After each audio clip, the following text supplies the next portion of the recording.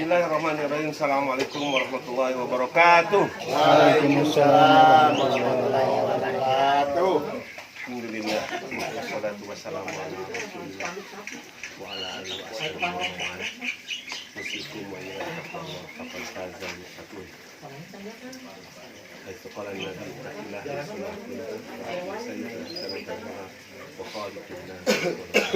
Alhamdulillah. Ada sedikit progres.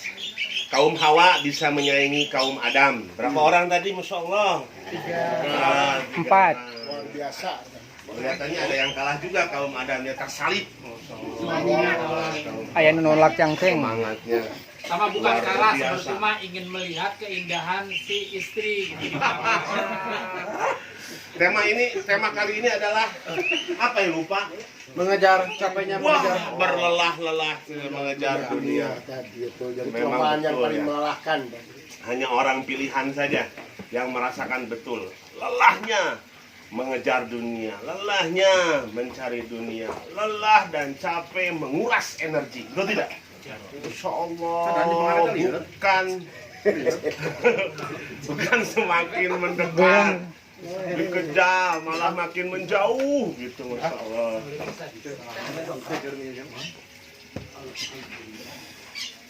Kadang tidak pernah puas karena memang sifat manusia ya, selalu membayangkan kenikmatan yang tidak ada nampak di hadapannya.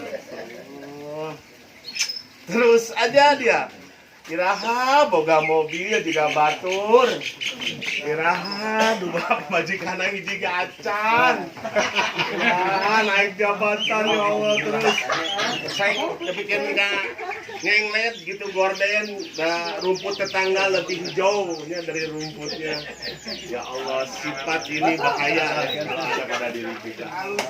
Makanya betul ada kisah orang soleh yang bermimpi, walaupun mungkin pernah disampaikan ya, bisa itu tidak ada salahnya diulang kembali. Ya. Orang soleh ini di dalam mimpinya melihat ada seorang pengembara, pemburu di hutan, ya, mengejar rusa. Kita tahu rusa itu lincah, tapi dagingnya enak. Semua orang tertarik.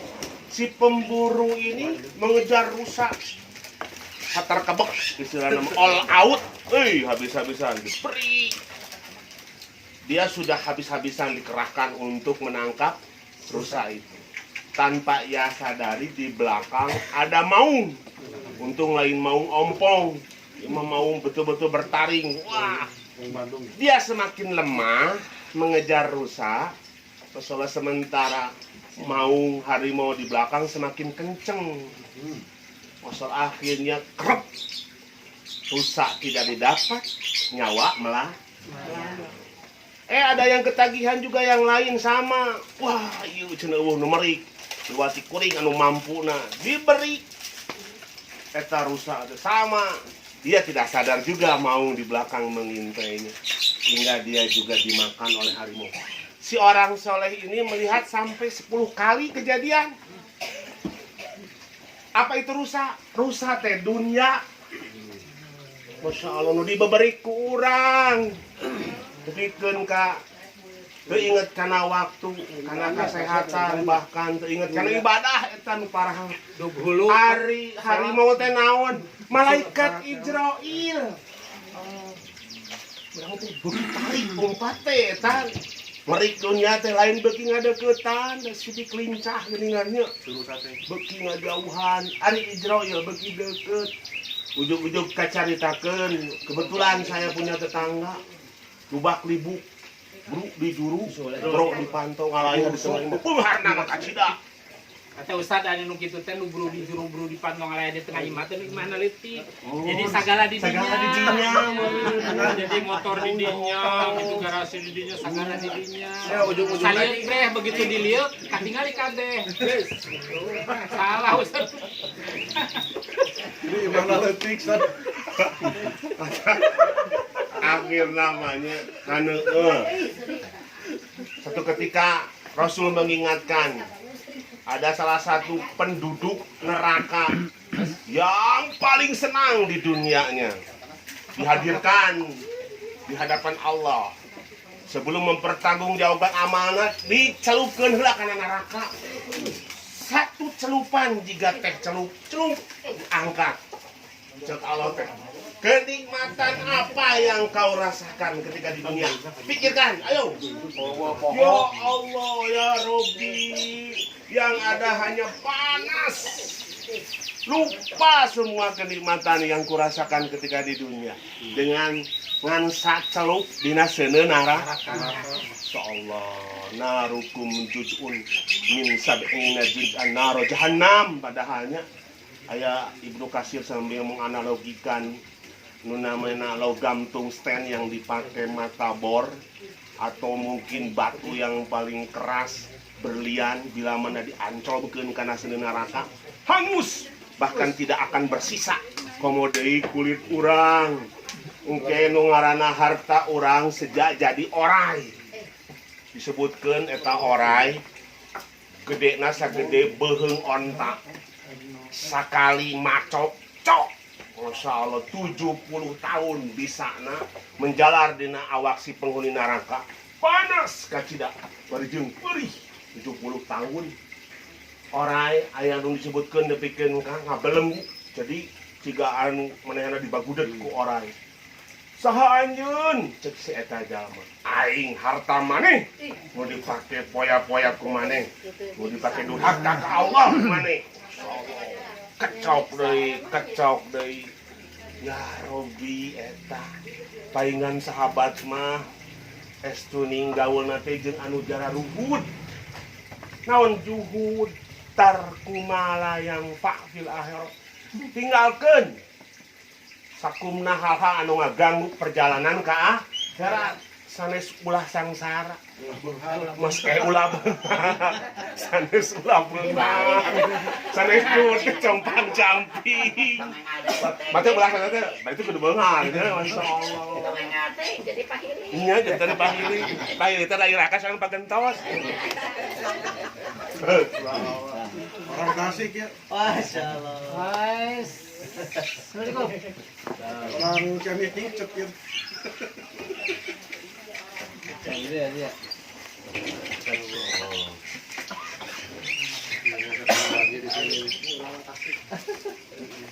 Gunakan semua potensi untuk meraih kampung akhirat. Orang juhud mah tahu sebagaimana perkataan Abdullah bin Umar, kun fid dunya ka'annaka gharibun aw abirus sabil. Maneh teh cicing di dunia seakan-akan anjeun teh naon? Gharib, juga orang asing aw abirus sabil, anu keur ngumbara. Urang di dunia ngumbara atau permanen ya teh? Ngumbara. Nabi Adam aya nu nyarioskeun 100 tahun eta haneueulna diusir di surga teh. Hantem we ngadoa teu beurang teu peuting doana geus fenomenal. Robbana dolamna angfusana wa illam taghfir lana wa tarhamna lanakunanna minal. Aduh ya Allah balikeun deui atuh abdi teh ka surga. Ripuh geuning di dunia teh. Capek. Kudu ngelak heula mun hayang tuang oge. Aduh ya Allah, hayang cai kudu kawahangan heula. Cek Nabi Adam terus kedahna ge urang kitu. Pangbalikan teh ka ya. Juhud teh sanes compang-camping. Wabtagi bima ataqallahu darul akhirah. Gunakeun sok sadayana. Bagaimana Utsman bin Affan, Abdurrahman bin Auf, Abdullah ibnu Barak beungar teu. Eta nu disabatkeun teh paleunghar. Konon tembus sampai triliun. Abdurrahman bin Auf teh. Tapi disebat juhud. Disebat juhud ku Rasulullah. Naon sababna? Sabab sagala rupi eta anu dikejar ku anjeunna sanes kangge hawa nafsu. Tapi dikerahkeun kangge menggapai kampung akhirat. Mun meser nasi padang sabungkus saik aya sesa artos 2000 dat sabungkusna 13.000. Sesana nu 2000 dipeserkeun kurupuk. Mana nu langkung utami nasi padangna eta napi kurupukna? Padang. Hah? Nasi padangna. Eta jalmi pinter. Mata kalimat ieu wabtagi fi ma ataqallahu darul akhirat tah nasi padangna akhirat anu utamana mah lamun aya sesa baru gunakeun jang hawa nafsu di dunia meureun. Tapi naudzubillah jang bukan hawa nafsu anu menyesatkan. Kurupuk teh tadi mata kalimatnya wala tansa nasibaka minad dunya. Jangan lupa kamu juga mempunyai nasib hidup di dunia. Tuh, kalimatnya jangan lupa mun aya pamulangan. Itulah para sahabat. Dia tolak minum inilah sampai punya Buraidah di depan Masjid Nabawi strategis, harganya miliaran. Ketika disebutkan tidak akan sampai seseorang itu pada level keimanan yang sempurna sampai mensedekahkan yang terbaik, langsung harita kene. Umar bin Khattab telat salat asar alatan naon cing manuk ngaganggu eta, aduh dina kebonna tungtungna kebonna dihibahkeun. Oh teh oge da kitu jigana malah beuneuh eta manuk dina motorna jigana dibaledog manukna. Motornya mah dibalikeun deui kejar. Ka eta teu aya deui mun hamba pilihan salaresna mah. Anu aju-ajulan wae teh lamun seug hoyong urang teh diredam sabab hadiana sudah. Wa amma man khafa maqama rabbih wa nahan nafsa 'anil hawa. Eta anu abot. Da moal aya sifat juda mun teu ngariung kieu mah. Sok lamun Pak Haji ngariungna teh jeung pebisnis sih hungkul. Oh bawaanna teh hungkulnya.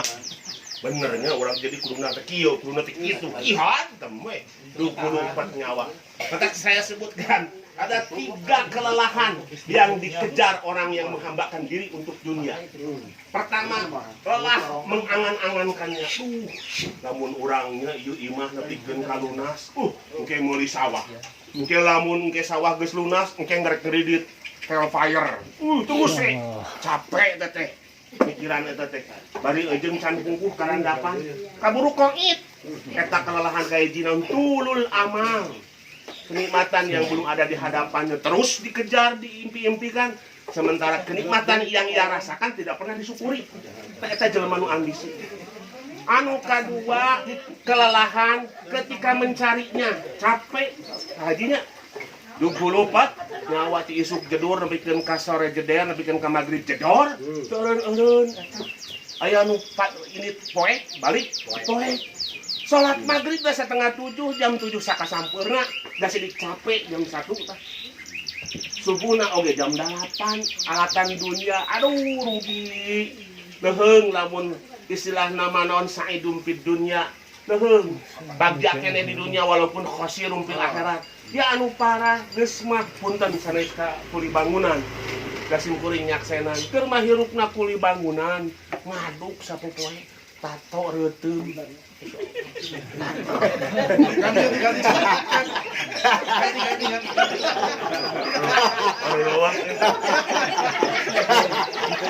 Berarti itu geus beres.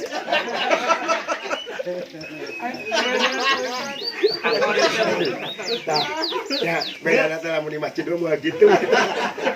Katanya ngong adan hare-hare ngaduh.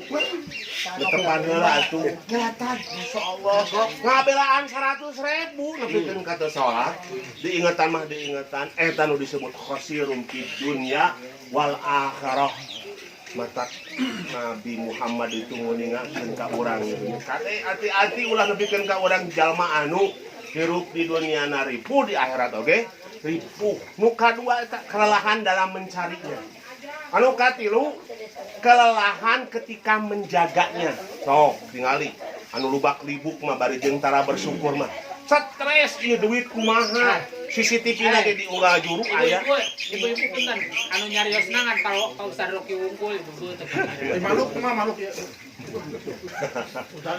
Masyaallah ya Rabbi ya. Capek da kaalaman ku sim kuring ge nya. Capekna eta. Nepikeun ka akhirna menghalalkan segala cara kadang-kadang eta ambisi hoyong naon anu dicita-citakeun di dunia padahal urang teh jiga anu mentas di jalan tol. Geus hati-hati mentas di jalan tol. Oh wanianan eta. Beda hayang megat bus gancang di jalan tol. Arek ka bandrek di Cibaduyut naik gitu. Baik, ku urang pake analoginya pakai akal sehat. Nu mentas di jalan tol sakitu hesena, pas manehna ngeuntas ujuk-ujuk betah geningannya di tengah, celele diuk di tengah, itu gimana gelo? Padahal tadi kan diuningakeun abirus sabil, anjeun teh jiga jalma anu mentas di jalan di dunia teh. Cool man, cool down. Tunggu, pikun ka wisan, tunglak, bongkok. Haji, waktu adan, kelalah. Dan kaya kene waktu. Allah teh bikin kang ngambek ka urang teh nu model kitunya ka jalma. Nah lah nas aluka rizqon. Kami teu menta duit ka maneh, teu menta rezeki ka maneh. Sia. Nah nu narjuku ka kami anu mena rezeki ka anjeun. Nah benih pedagong-pedagong teuing hirup teh. Si Pak Haji eta akhirna maot dina kaayaan setiap diingetan sholat Jumat jawaban naon nyeri suku tapi alatan ngajaga toko kuat sukuna rugi dan model kieu. Haji nama cenah geus kacaritakeun umroh namanya kitu oge. Eta nu haji 2 kali teh. Nu haji 2 kali teh eta. Naon teh? Haji. Umroh. Ada perkataan Ibnu Qayyim, tapi da teu nyana kacamata ieu nu jelas we ku gali malah dibacana lah. Imam Ahmad bin Hanbal baca li. Panjang. Kautik baca li. Menjelaskan makna juhud Sok baik. terhadap dunia adalah dengan tidak mengumbar angan-angan terhadap dunia. Tuh, ulah panjang teuing cita-cita di dunia teh. Terus Beliau juga menggambarkan bahwa juhud itu ketika seseorang tidak lupa diri ketika mendapatkan nikmat dunia. lupa diri, aya hak siati, aya hak makin miskin. Keras deh. Tidak pula bersedih jika kehilangan nikmat dunia. Tidak pula bersedih jika kehilangan nikmat dunia. Perkataan Imam Ahmad bin Hanbal. Orang kalem we, ya Allah. Ada kapalingan karena itu kalem. Kalem ya. Dan kaki aya kenuka palingan deui gitu. Nu leuwih parah ti batan urang. Memang sabar dina musibah. Urang pira ge leungit motor, batur lagi pamajikan. Ada jubut makan gitu. Enakan mana motor dari pamajikan? Sami ditumpakan. Nah, sami ditumpakan. Terus kenapa saya gitu? Ya, beliau kan dirajangkan beliau makna zuhud yang sebenarnya atau mungkin tadi kumaha kaitannya orang masih mencari dunia gitu. Lelahnya mencari dunia. Dari yang ngomong lagi cukup lelah itu. Gitu apa? Saya naik kuda. Kuda besi. Oh, naik kuda besi. Oh, Ustaz Irfan kali enggak pernah itu. Oh iya betul. Start. Musik. Lanjut. Marawis. Kutru. Takbir.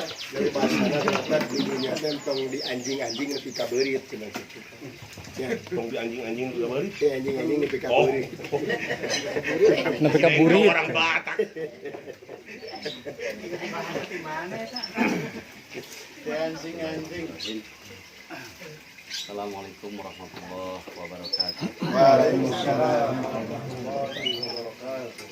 Alhamdulillah wassalatu wassalamu ala Rasulillah wa ba'd. Di pagi hari yang cerah, alhamdulillah kita masih diberikan kenikmatan yang tidak bisa kita ucapkan apalagi kita hitung kecuali hanya menyatakan rasa syukur kita kepada Allah Subhanahu wa taala. Sebagaimana Nabi bersabda bahwa ketika kita diberikan kenikmatan, ucapkanlah alhamdulillahilladzi bi ni'matihi tatimmus shalihat. Segala puji hanya milik Allah yang dengan kenikmatan itulah menjadi sempurna kenikmatan yang lain. Termasuk juga ketika kita mendapatkan musibah, ujian apapun bentuknya, mungkin tadi ada yang tidak mungkin, ada yang ya boleh asupan fisik, ada juga yang mungkin baru-baru sehat masih terasa sakit-sakitnya, maka ucapkanlah alhamdulillah ala kulli hal. Segala puji hanya milik Allah atas segala keadaan.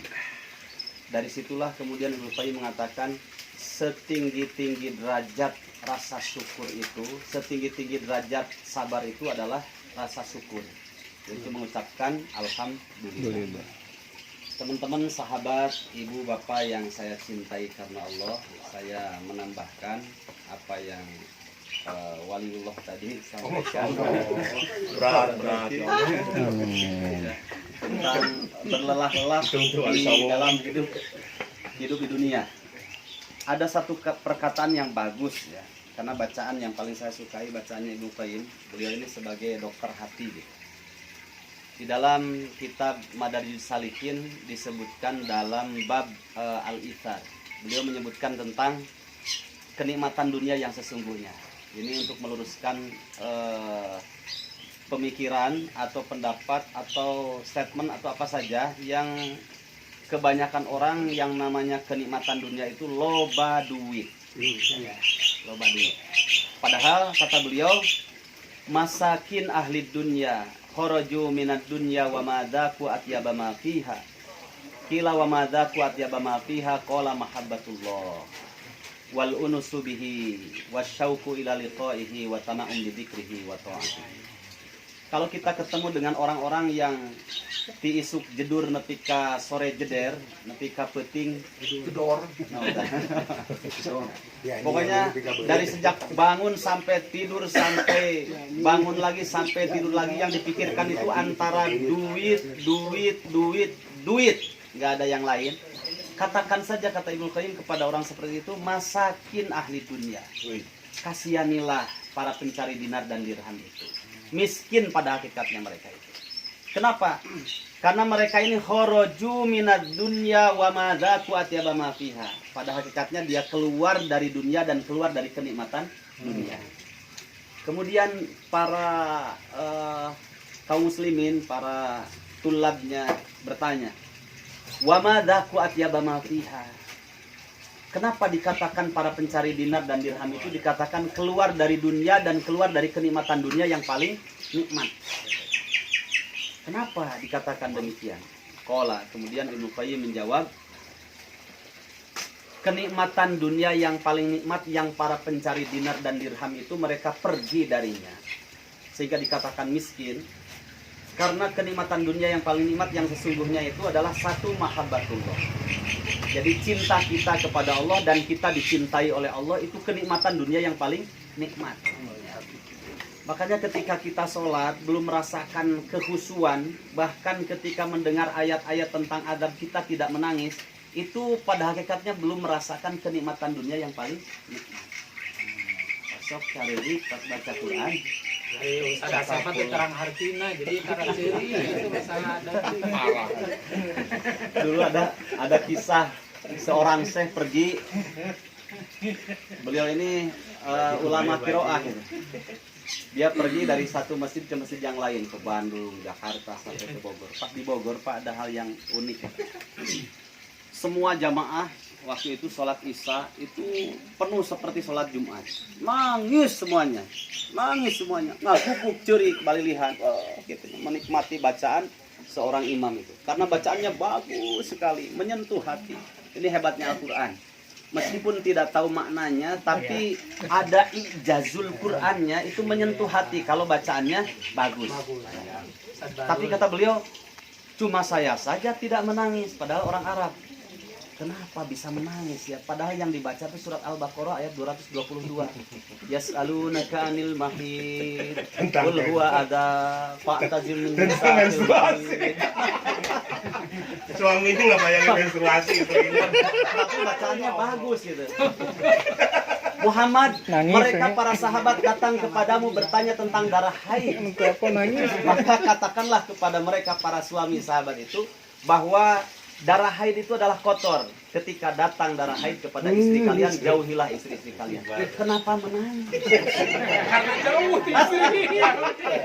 Cek si Syekh nanti ayat adab bukan, tentang siksa neraka juga bukan. Tapi menangis. Oh, cenah orang Indonesia itu mungkin saya husnudzon saja. Orang Indonesia itu termasuk imamnya, makmumnya kayaknya istrinya sedang haid. Jadi ketika haid itu musibah bagi orang Indonesia.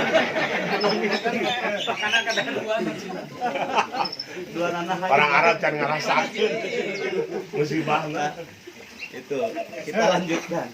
Kalau saya melihatnya Al-Quran itu kita tidak memahami maknanya saja bisa menyentuh hati, apalagi sampai bisa memahami maknanya. Kita lanjutkan. Bahwa kenikmatan dunia yang paling nikmat itu adalah kita dicintai oleh Allah, kita cinta kepada Allah, dan kita dicintai oleh Allah. Itu kenikmatan yang paling nikmat di dunia. Kemudian yang kedua, wasyauq wal unusubihi. Wal unusubihi. Kita menjinakkan diri kita kepada Allah Subhanahu wa taala. Bahasanya jinak, ya. Jadi tidak pernah punya alasan ketika Allah perintahkan kita untuk melakukan sesuatu. Seberat apapun dianggap ringan selama itu perintah Allah Subhanahu wa taala. Itu kenikmatan yang paling nikmat. Dulu ada seorang sahabiyah, ini contoh bagi ibu-ibu, namanya Khonsa, Ibu Khonsa. Ketika dalam salah satu peperangan, dua anaknya ini yang paling dicintai, dan ketika masa-masa masa sempurnalah kesegaran, kebugaran badannya itu, ya, masa emas untuk mengembangkan potensinya. Ini malah ikut Nabi berperang, kemudian kedua-duanya syahid. Ketika itu ada protokoler sahabat yang diperintah oleh Nabi untuk menyampaikan tentang informasi dua anak Ibu Khonsa ini meninggal. Kemudian sampaikan, ibu, kedua putra ibu yang pemuda meninggal di jalan Allah Subhanahu wa taala. Secara fitrahnya mungkin bersedih, tapi ilmu, ya, dan kejinakan hati, kalau bahasanya Ibnu Qayyim, kejinakan hati kepada Allah Subhanahu wa taala atas perintahnya untuk tidak bersedih, tapi malah harus bersyukur. Kenapa? Di antara derajat kematian yang terbaik adalah mati di medan jihad, mati syahid. Maka beliau ketika itu tidak respon kepada informasi dari sahabat tadi tentang kematian dua anaknya, justru malah bertanya, kaifa halu Rasulillah sallallahu alaihi wasallam, bagaimana keadaan Nabi? Kemudian sahabat itu menjawab, karena Rasulullah sallam sehat. Nabi itu dalam keadaan sehat walafiat, tidak wafat, dalam keadaan selamat saja. Apa kata Ibu Khonsa tadi? Kullu musibatin wa kullu adain ba'da Rasulillah sallallahu alaihi wasallam zalal. Semua musibah, semua ujian setelah Rasulullah SAW itu kecil, ringan. Jadi kematian dua anaknya itu dibandingkan dengan sehatnya Rasulullah itu nggak ada apa-apanya. Maka ketika mendengar Rasulullah sehat, alhamdulillah Rasulullah sehat, selamat. Setelah itu baru beliau mendoakan untuk dua anaknya. Alhamdulillahilladzi wahabani biqatli abnai. Segala puji hanya milik Allah Subhanahu wa taala yang telah memberikan anugerah kematian yang terbaik kepada anak-anakku, kata beliau. Karena tidak ada derajat kematian yang terbaik kecuali mati syahid. Min awwali qatrati min damihi yughfaru kullu dzanbi. Dari tetesan darah pertama kali memuncrat itu semua dosanya diampuni oleh Allah Subhanahu wa taala. Sehingga wajar kalau orang yang mati syahid itu tidak terkena hisabnya. Nah, ini namanya kenikmatan dunia yang paling nikmat itu yang sesungguhnya adalah al-unusubihi. Hati kita ini jinak kepada Allah Subhanahu wa taala.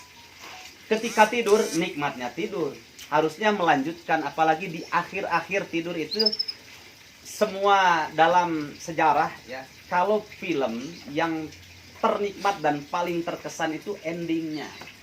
Mimpi juga sama. Ini hampir akhir-akhir mau subuh harus bangun, coba. Memenuhi hayyalas shalah, hayyalal falah, kita dalam keadaan tidur. Inginnya melanjutkan mimpi-mimpi kita yang indah. Tapi kemudian kalau kita jinak, ya, merasakan nikmat dunia yang paling nikmat, jinak kepada perintah Allah, berangkat ke masjid dan tinggalkan semua itu dunia. Kemudian termasuk juga contoh al-unusubihi itu, saya punya guru Ustaz Roki lebih lama, ya, merasakan tarbiyah beliau, Ustaz Abdullah Manat, amin, ya. Beliau itu kalau ngasih pelajaran, ya, itu tidak hanya di kelas, tapi justru jauh lebih menyentuh itu kehidupan beliau di luar kelasnya. Beliau ini punya satu Ustaz Jajan juga termasuk, amin, Ustaz Jajan ini murid terbaiknya beliau. Dan beliau guru saya juga, Ustaz Jajan. Jadi murid dari guru, guru juga, guru murid begitu. Nah, ini Ustaz Abdullah Manap ini beliau punya usaha di Pasar Klewel, punya toko kain. Beliau biasa 15 menit kurang lebih sebelum datang waktu duhur dan asar pasti tutup. Ya, pasti tutup. Ya. pernah cerita ada orang yang belanja, waktu itu harganya sekitar 7 juta. Ustaz, ini saya mau belanja kain 7 juta. Ustaz tuh nutup rolling door-nya. Ini mau adzan katanya. Tegas beliau dalam urusan waktunya. Lagi ceramah saja, mau 15 menit lagi mau duhur, lagi cerita nikmat-nikmat, mustami lagi. Wassalamualaikum warahmatullahi wabarakatuh. Mau kemana Ustaz? Sholat dulu, ayo semuanya sholat. Gitu. Itu mendidik kita dalam hal itu. Ketika itu kata beliau, ini duhur katanya, saya mau sholat dulu, tapi Ustaz ini 7 juta. Kalau kamu mau segera, di pinggir saya tuh banyak yang jualan sama, bahkan bisa lebih murah juga, kainnya sama, belanja saja di sana. Malah maksa-maksa, akhirnya Ustaz tinggalkan. Dan kita tahu beliau itu kalau sudah sholat lama, zikir dulu, kadang mengulang-ulang hafalannya dulu. Sudah selesai balik lagi ke tokonya. Pas buka, mau buka, orang yang mau belanja itu masih di situ, masya Allah. Saya jadi teringat apa yang dikatakan oleh Rasulullah SAW dalam hadis riwayat Imam Muslim, 500.000 tahun sebelum penciptaan langit dan bumi. Itu beberapa takdir diantaranya ketetapan rizki sudah ditentukan takarnya oleh Allah SWT. Makanya Hasan Al-Basri ketika beliau menyelami hadis ini, beliau bergumam, ya, sehingga menjadi sebuah kalimat yang indah. Kata beliau, rizki hari ini tidak akan sampai kepada kita kalau itu rizki orang lain, dan rizki orang lain itu tidak akan sampai kepada kita ya, kalau itu rizki orang lain. Semuanya sudah ditetapkan oleh Allah Subhanahu Wa Taala. Tinggal yang jadi persoalan itu sejauh mana kita mendapatkan kenikmatan dunia yang paling nikmat berupa al-unusubihi, yakinnya kita, jinaknya kita kepada Allah. Kalau secara dalil seperti itu. Akhirnya beliau ketika mendahulukan sholatnya, kemudian balik lagi. Kalau memang sudah rezekinya nggak kemana-mana. Bahkan beliau tanya, Muslim kah? Muslim, sudah sholat belum? Sholat dulu. Suruh sholat dulu coba ya. Nah, terus beres. Nah, baru sekarang urusan dunia.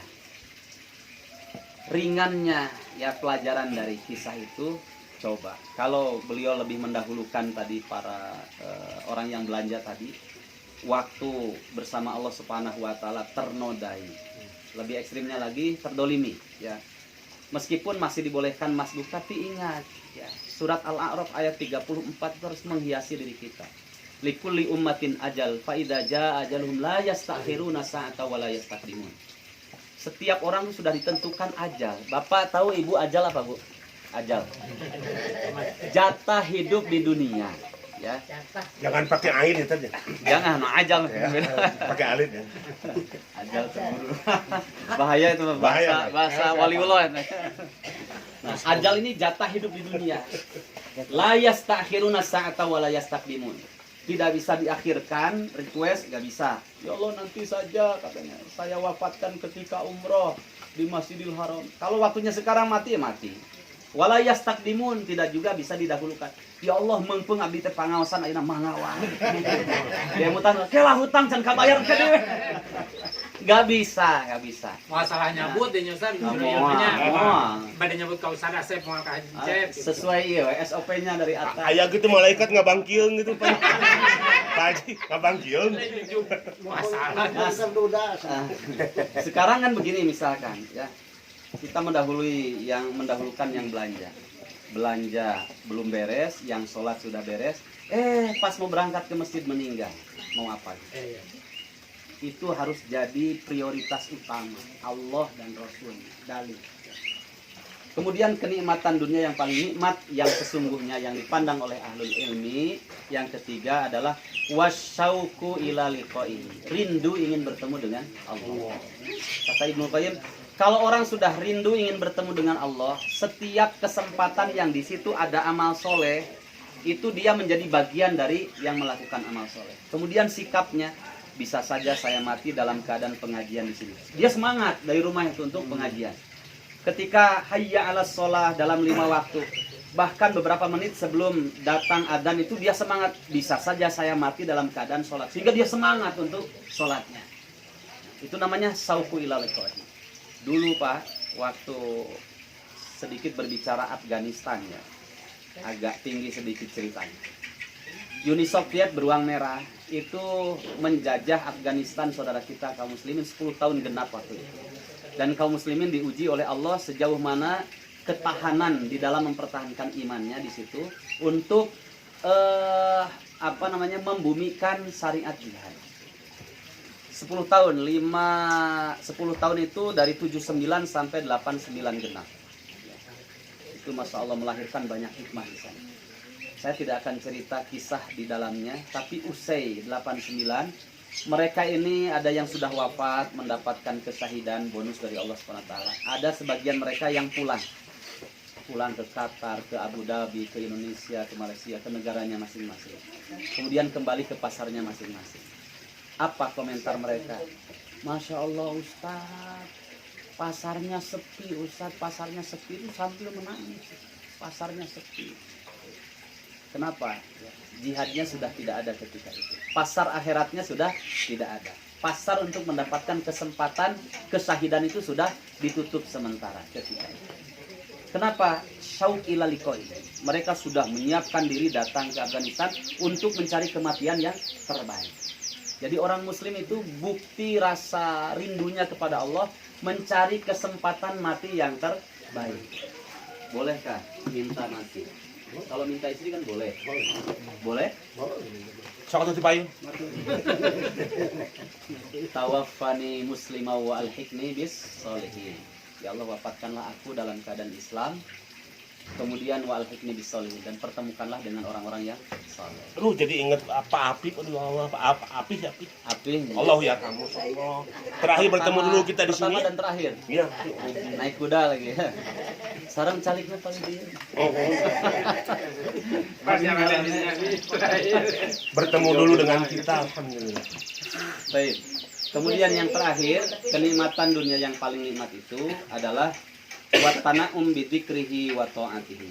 Merasa lezat, nikmat, ya, taat dan zikir kepada Allah Subhanahu wa taala. Ada Syekh Ali Darokah. Mungkin Sarofi pernah ketemu. Kalau saya pernah sekali dulu ya. Bukan, sama anaknya. Di Solo itu ada Syekh Ali Darokah. Beliau ini ulama besar. Beliau meninggal ketika usia 70 tahun. Itu sepanjang usianya belum pernah ketinggalan yang namanya qiyamul lail. Syekh Ali Darokah. Makanya wafatnya dalam keadaan dimuliakan ketika habis qiyamul lail. Kenapa? Dia merasakan lezatnya, nikmatnya ketika sholat. Jadi harus kita nikmati, Pak. Baca Quran kita nikmati gitu ya. Huruf per hurufnya, kemudian per kalimat, sampai beberapa ayat tidak terasa sehari sampai 2 juz. Kemudian dalam sholat 5 waktu juga, pokoknya kalau sebelum adzan sudah ada di masjid, dinikmati dari sejak takbiratul ihram sampai salamnya, nikmat gitu ya. Ketika memberi kepada orang lain juga terasa nikmatnya sedekah. Qiyamul lail terasa nikmatnya qiyamul lail ketika heningan malam. Kanu qalilan minal laili ma yahja'un wa bil asari hum yastaghfirun. Menikmati istighfarnya setelah salat qiyamul lail. Nikmat, dinikmati gitu, lezat gitu. Sehingga kalau seseorang itu sudah merasakan lezatnya, nikmatnya dalam seluruh bentuk ibadah, itulah yang dikatakan kenikmatan dunia yang paling nikmat. Ya. Makanya man asya mata ala ma asya. Siapa yang hidup membiasakan kebaikan, ya, membiasakan diri dalam sebuah kebaikan sampai seperti ada sesuatu yang kurang sempurna kalau ketika hari itu dia tidak melakukan hal yang biasa dia lazimi. Mata ala ma'asya, kata Nabi, biasanya Allah wafatkan dia tidak jauh dari kebiasaan baik. Makanya betul orang yang menikmati tahajudnya meninggalnya tidak jauh dari tahajudnya. Orang yang menikmati baca Qur'annya tidak sedikit meninggal ketika dia baca Qur'annya. Itulah teman-teman semuanya kenikmatan dunia yang paling nikmat yang sesungguhnya dipandang oleh orang-orang yang ahlul ilmi. Masya Allah. Semoga kita termasuk di antara mereka. Amin. Terakhir saya sampaikan sebuah hadis riwayat Imam Muslim. Rasulullah SAW ketika itu tidur di atas tikar yang kasar. Kemudian Ibnu Mas'ud beliau memperhatikan bagaimana tidurnya Rasulullah SAW. Istaiqadhan Nabiyyu sallallahu alaihi wasallam fa'aktharu ala janbih. Ketika itu aku perhatikan Rasulullah SAW bangun dari tidurnya, kemudian membekas di tangan beliau yang mulia, bekas tikar yang kasar. Ya. Jadi Rasul itu nggak pakai judo ya, pakainya itu pakai tikar yang kasar bu. Ya. Kemudian membekas. Ya. Akhirnya sebagai seorang sahabat, Ibnu Mas'ud menaruh rasa cinta kepada Rasulullah SAW dan menawarkannya. Ya Rasulullah, lawit takhotna laka wito'an ya Rasulullah. Maksud Ibnu Mas'ud, wahai Rasulullah, bagaimana jika aku ambilkan permadani yang empuk sehingga ketika engkau tidur tidak membekas di tangan engkau yang mulia. Sebagai cinta sahabat kepada Nabi. Tapi kata Nabi menjawab, memberikan tarbiyah justru kepada Ibnu Mas'ud tentang bagaimana sikap kita terhadap dunia. Kata Rasulullah SAW, mali walid dunya, apa sih hubungan saya dengan dunia ini? Ma'ana fid dunya illa karokibin istadhalla tahta syajarah thumma roha wa dhahaba. Tidaklah hidupku di dunia ini kecuali seperti seorang yang sedang berjalan di bawah terik matahari di atas lautan pasir yang sangat panas. Kemudian istirahat sejenak di bawah pohon. Setelah itu pergi untuk selamanya. Nah, tidur sejenak, istirahat sejenak di bawah pohon, kemudian pergi untuk selamanya, itulah dunia. Pergi untuk selamanya, itulah akhirat. Maka akhirat ini disebut sebagai safarun ba'id, perjalanan yang sangat panjang. Setelah itu Ibnu Qayyim menyebutkan dua ayat inilah cukup untuk mempertegas hadis tadi. Apa?